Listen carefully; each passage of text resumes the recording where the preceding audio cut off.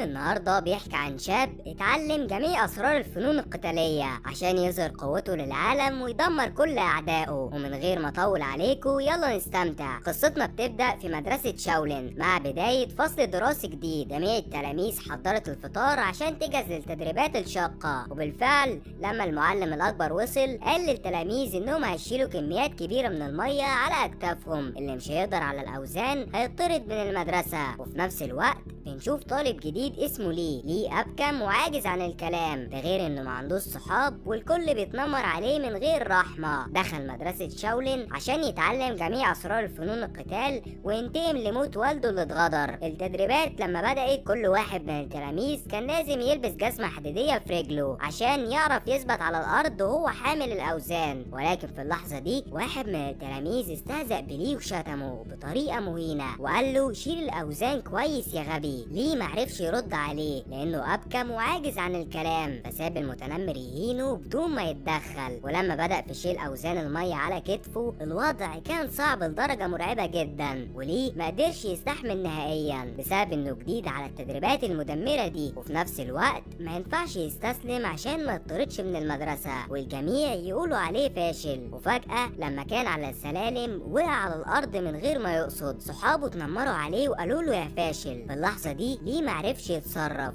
وما كانش فيه حد يساعده لو بكلمة تشجعه، لحد ما شاف خبيرة الكونج فو يونا تابعة لشاولين وقالت له انت محتاج تصبر عشان توصل لقمة الفنون القتالية، ووقتها هتشكر نفسك على الصبر ده. طبعا ليه اول ما سمع كده قوته اتشحنت من جديد. وفي نفس الوقت جميع التلاميذ انتهت من التدريبات، اما المعلم الاكبر اكتشف ان في تلميذ ما انتهاش من التمرينات اللي عليه. التلميذ ده يبقى ليه، وهنا قال له مدرسة شاولين ليها مستقبل كبير، لو خلصت جميع تدريباتك هتقدر توصل لبداية المستقبل ده، ولو معرفتش تنتهي منها هتطرد وهترجع فاشل زي الاول، ما عندكش مكان تعيش فيه. واول ما ليه سمع كده اتحول لبركان نجاح، ممكن يعمل اي حاجة مستحيلة عشان يحقق احلامه، ورفع الاوزان الكبيرة دي بسهولة كأنها بخف الريشة. اتحرك بسرعة صاروخية زي سونيك وقدر ينهي المهمة في ثواني. بعد كده لما خلص اتحرك لداخل الغابة عشان يستمتع بوقته مع تقطيع الخشب، ولكنه شاف شخص اسمه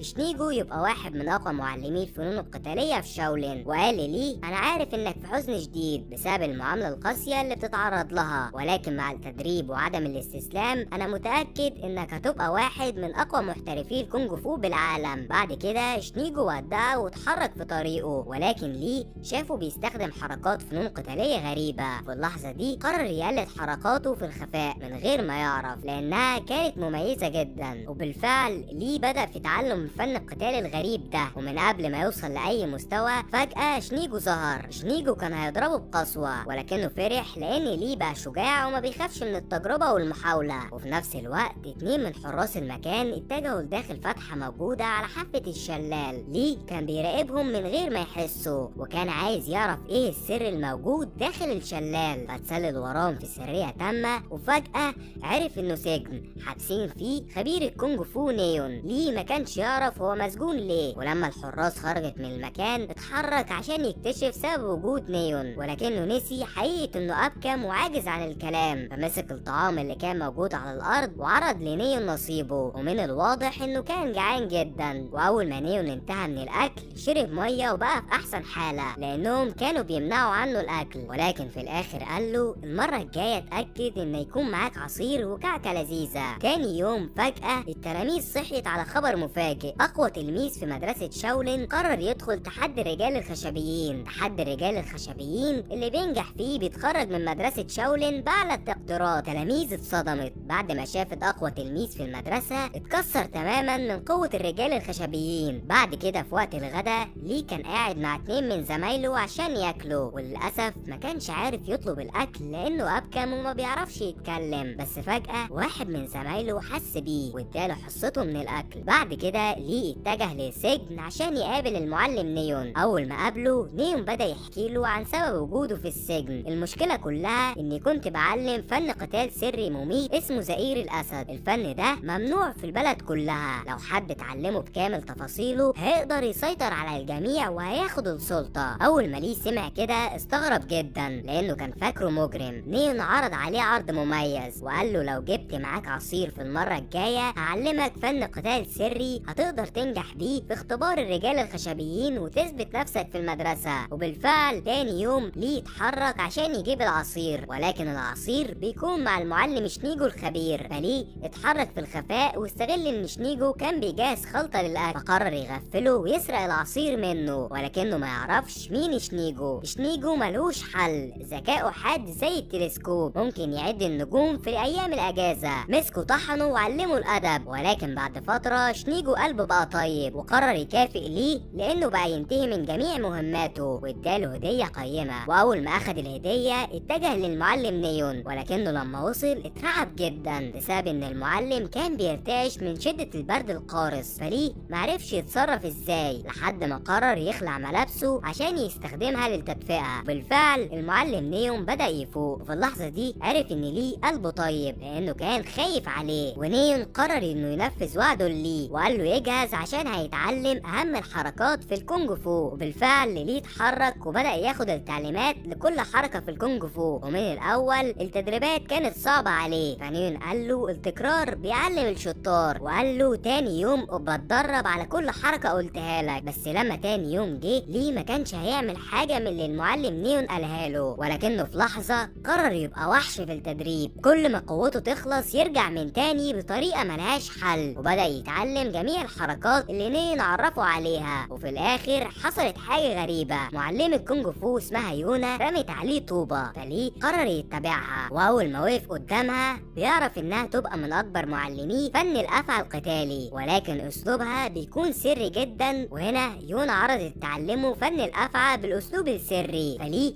فرح جدا ووافق. وبالفعل لما الاتنين وصلوا للساحة يونا قالت له لازم تكون خفيف زي الريشة، اتفرج وتعلم. وهنا بنشوف ان الارضية كلها كانت مليانة زيت، ولكن يونا صدمت ليه بخفة حركتها الاحترافية، وبعد ما خلصت وجه دوره اول ما حاول وقع على وشه زي العبيط، وكل ما يجرب من تاني يفشل، لدرجة انه اعترف انه مستحيل حد يتعلم الفن القتالي ده. في اللحظة دي يونا عرفته ان دايما البدايات بتبقى صعبة، بس قالت له اكيد مع المحاولة هتنجح وهيبقى عندك مهارات ملهاش مثيل. بعد كده لما ليه انتهى من التدريب واتحرك عشان يخلص مهماته اليومية، فجأة كان هيقع وهو شايل الاوزان، ولكنه عرف يوزن نفسه كأنه ريشة في الهواء، ودي كانت اشارة واضحة انه بدأ يتعلم اساليب الكونج فو السرية. ولما تاني يوم جه ليه اتدرب مع يونا على التوازن، وصدمها انه بقى محترف بشكل خرافي وسرعة ضرباته بقت زي الصاروخ. واول ما يونا شافت كده عرفت انه اتقدم في المستوى وبقى محترف لفن الافعى السري. بعد كده قابل المعلم نيون الخبير. نيون بدأ في تعليمه فن الاسد. فن الاسد القتالي سفاح، لو ليه تعلمه هيقدر يعدي من الرجال الخشبيين، ووقتها هيعرف يتخرج من مدرسة شاولين. ولما يتخرج من مدرسة شاولين هيتحرك في رحلته للانتقام لموت والده. وبالفعل ليه اتدرب بكامل قوته لان الفن ده صعب بطريقة مجنونة، لدرجة انه لازم يتوازن على حافة الشلال، ولو خاف او اتهز في لحظة حياته هتنتهي في ثواني. ولكن مع الوقت ليه ما بقاش باقي على الدنيا، واخيرا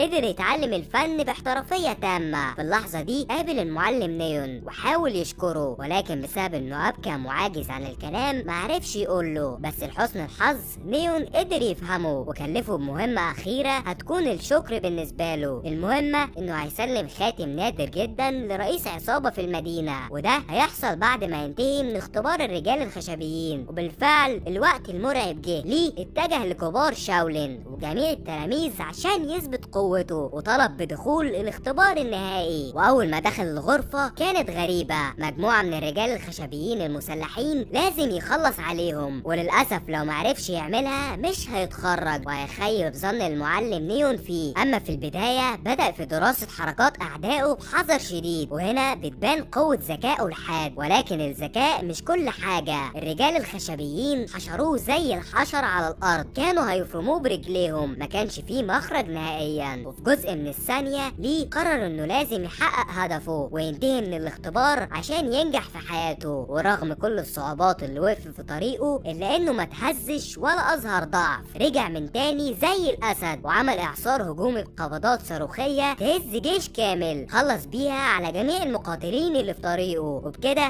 اثبت قوته للجميع. ولكنه لسه قدامه مغامرة غامضة بعد التخرج من المدرسة هيحارب فيها اخطر المقاتلين في العالم عشان ينتقم لموت والده. واول ما خرج من الغرفة قابل المعلم الاكبر. المعلم قال له اول ما تتحرك في رحلتك لازم تدافع عن الضعيف وتحارب الشر وتحافظ على العدل. فليه اخذ بنصيحته، ولما اتجه للمدينة كان تايه في الشوارع زي المتشرد، وفضل يبحث على الشخص اللي هيسلمه الخاتم الغامض اللي اخده من المعلم نيون. وبالصدفة شاف واحد اسمه يانج عرف انه يبقى من طرف المعلم نيون فاستقبله براحة بال. في اللحظة دي ليه سلمه الخاتم الغامض من غير ما يعرف ولا يتأكد من يانج. وهنا يانج قرر يستخدم الخاتم بطريقته. بعد كده ليه اتحرك ودخل في مقهى صيني عشان ياكل وجبة الغداء، وفجأة شاف مجموعة من البلطجية بيحاولوا يعتدوا على بنت اسمها كونا. البلطجية هجموا عليها بشراسة، ما كانش فيه حد قوي يقدر يدافع عنها. ولكن في اللحظة دي ليه ظهر زي الوحش الفتاك وحارب البلطجية دول وعلمهم الأدب. نزل طحن فيهم بخشونة شديدة، لكنه من جواه كان عايز يوقف القتال معاهم لأنه عرف إنهم من عصابة النمر، ودي عصابة سفاحة ما عندهاش رحمة. ولكنه ما عرفش يقول لهم لأنه أبكم وما بيقدرش يتكلم، فاضطر إنه يكسر عظمهم بدون رحمة وخلاهم يجروا زي الكلاب. أول ما كونا شافت كده كانت في سعادة شديدة لأنه دافع عنها ضد الأعداء، فتعرفت عليه هي وشاب اسمه شين. وفي نفس الوقت يانج صاحب المعلم نيون قابل عصابة النمر، العصابة اللي ما عندهاش رحمة. وهنا بنعرف إن المعلم نيون كان رئيسهم في يوم من الأيام. بعد كده بتنتقل بينا الأحداث لمدرسة شاولين. الحراس اتجهوا للسجن عشان يتأكدوا بوجود نيون، ولكن الصدمة إنه هرب، كسر جميع الأقفال في ثواني وطلع يجري زي الصاروخ. وفي طريقه قرر إنه هيجمع جيش ملهوش حل عشان ينتقم من رهبان شاولين لأنهم سجنوه وسرقوا فترة شبابه. وبالفعل لما نيون وصل للمدينة رجع للسلطة من تاني وشاف مجموعة من أعدائه حاولت توقفه، فقرر يواجههم زي الأسد. وفي أول القتال المجموعة دي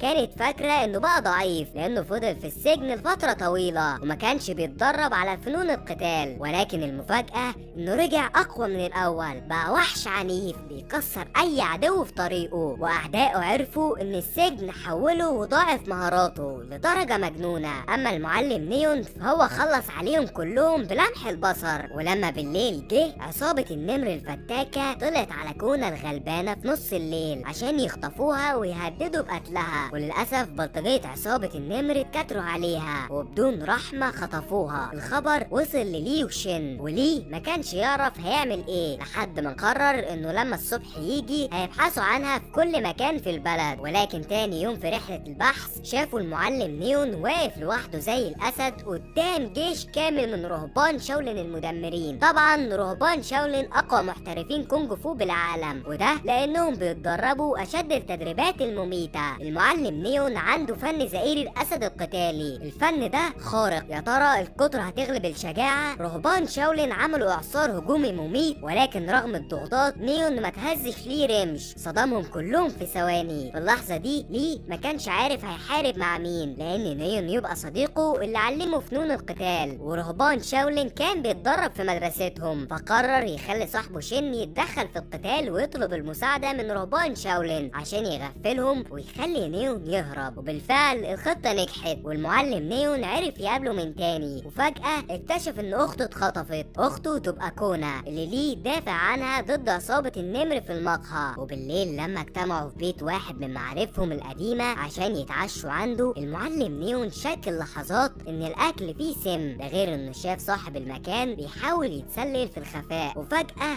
اكتشف ان في جاسوس من رهبان شاولين بيراقبهم، فنيون اتحرك بسرعة البرق وانهى عن حياته في ثواني. الجميع اتصدموا لان الشخص اللي مات ده يبقى والد صاحب المكان. وهنا وهنا صاحب المكان حاول يحارب نيون، فنيون خلص عليه بدم بارد. ده غير انه اظهر شخصيته الحقيقية، شخصية عديمة الرحمة، وقتل العيلة كلها من غير قلب. اول ما ده حصل شين اعترف انه لازم يتسلم للعدالة. نيون اول ما سمع كده قرر انه يخلص عليه، ولكن فجأة تلميذه ليه اللي اتعلم على ايده فنون القتال وقف في طريقه ودافع عن صاحبه. اول ما ده حصل نيون سابهم وامرهم بدفن جثث الناس الابرياء دول، وتاني يوم بالفعل الاتنين دفنوا الجثث لانهم ما عندهمش حل غير كده. ولما رجعوا للمدينة لحسن الحظ نيون عرف يتعامل مع عصابة النمر، اما كونا فهي رجعت بسلام من تاني. ولكن في نفس الثانية شخص اسمه مينج كان بيراقب الوضع بسرية تامة، فشين شافه وقرر يقف قصاده عشان يعرف سبب مراقبته ليهم. مينج معرفش يرد عليه بكلمة واحدة، اما شين بدأ يتعصب ويهزق فيه بكل الطرق، وما يعرفش انه يبقى خبير في الفنون القتالية وممكن يخلص على حياته في لحظة واحدة. وبالفعل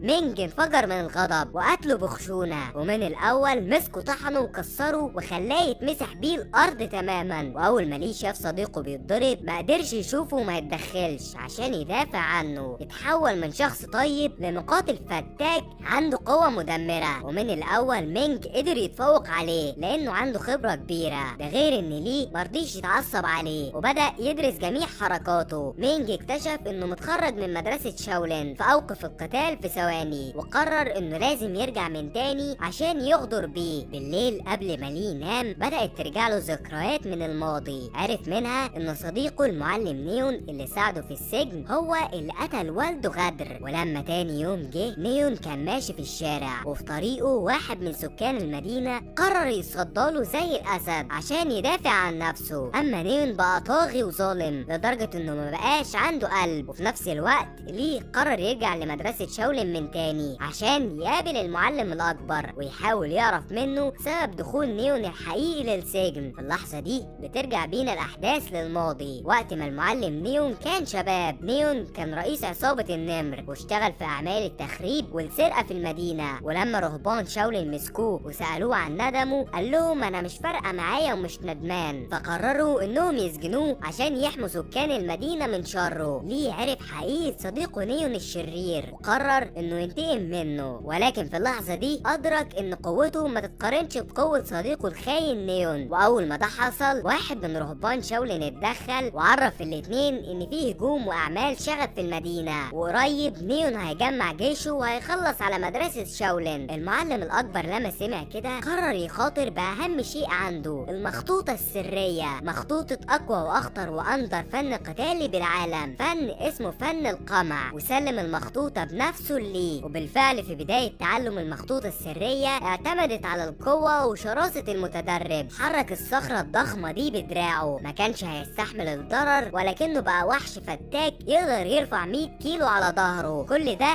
كان في البداية. وبعد فترة الراهب اللي كان بيعلمه المخطوطة السرية شاف ان في تقدم واضح في مستواه، فقرر يدخل ضده تحدي عشان يختبر قوته، ولكنه اتصدم ان ليه سيطر عليه في ثواني. وفي اللحظة دي عرف انه جاهز للملحمة النهائية. وبالفعل تاني يوم جميع رهبان شاولين اجتمعوا في ساحة المعركة، ولكن فجأة ظهر مينج اللي حارب ليه في المقهى. اول ما ليه شافه كان هيحاربه، ولكنه عرف انه يبقى من شاولين وهدفه يخلص على المعلم نيون الظالم. وفي اللحظة دي ظهر الشر بنفسه عديم الرحمة نيون. في الاول اتفاجئ لان تلميذه ليه وصديقه غدر بيه وهيحارب ضده مع رهبان شاولين. اما مينج فهو قرر يدخل الملحمة ضد نيون. ومن الاول فن زئير الاسد التابع لنيون ملهوش حل، ولكن مينج كان عامل حسابه ودرس جميع المضادات لفن زئير الاسد وبدأ انه يتفوق درجة بدرجة عليه. ولكن مهما قوته ازدادت المعلم نيون هيفضل عنده قوة خارقة خلص بيها عليه بسرعة البرق. الجميع اتصدموا معرفوش ازاي هيتفوقوا على الوحش ده. ليه وقف قدام الجميع واتكلم بأعلى صوته، وهنا بنكتشف انه مش ابكم وبيعرف يتكلم زي الناس، ولكنه كان بيمثل انه غبي وما بيعرفش يتكلم عشان يخدع الجميع، وبالذات نيون اللي قتل والده لما كان صغير وطول سنين حياته بيسعى لاجل الانتقام. اما دلوقتي جه الوقت يا نيون، اجهز للدمار الشامل. وبالفعل المواجهة بدأت. في الاول ليه كان حابس بركان غضب جواه انفجر بطريقة مجنونة ارعبت الكل. نيون شك في قدراته قوته لحد ما قرر يظهر فن زئير الاسد بكامل قدراته. اول ما استخدمه الزئير خلى فيه تعادل اللحظات، وده لان ليه طلع متعلم فن زئير الاسد في سريه تامه. نيون عرف انه اتغفل وممكن ينتهي في ثواني، فامر اقوى 2 من عصابه النمر تتدخل عشان تساعده. طبعا اول ما ليه شافهم عرف انهم ضعفاء جدا ومالهمش لازمه. اما مقاتلي عصابه النمر كانوا فاكرين ان الكتره تغلب الشجاعه، ولكن حصل العكس. ليه مسح بالاتنين الارض قدام زعيمهم وخلاهم يجروا زي الكلاب. في اللحظه دي نيون عرف ان مفيش مخرج غير القتال لحد اخر نفس، فقرر يحارب بدون خوف زي الجندي امام العدو. الاتنين نزلوا طحن في بعض. نيون معرفش يرد على طاقته الجباره، ده غير ان ليه استخدم المخطوط السريه وكسر نيون تماما وخلاه يقع على الارض زي الحشره. نيون اترجى ليه بكل الطرق عشان ما يخلصش على حياته. طبعا ليه كان بيسعى للانتقام لطول حياته وكان هيخلص عليه، ولكنه عرف ان المسامح كريم وسامح الشرير ده. في اللحظه دي نيون اتحرك عشان يشكره، بس فجاه حاول يغدر بيه ويقتله، ولكن ليه كان عارف ان ديل الكلب عمره ما يتعدل، وخلص على حياه الخاين ده بقبضه صاروخيه زي البرق، وانقذ مدرسه شاولين وجميع سكان البلد من شر العدو. وده ملخص الفيلم. اعمل لايك عشان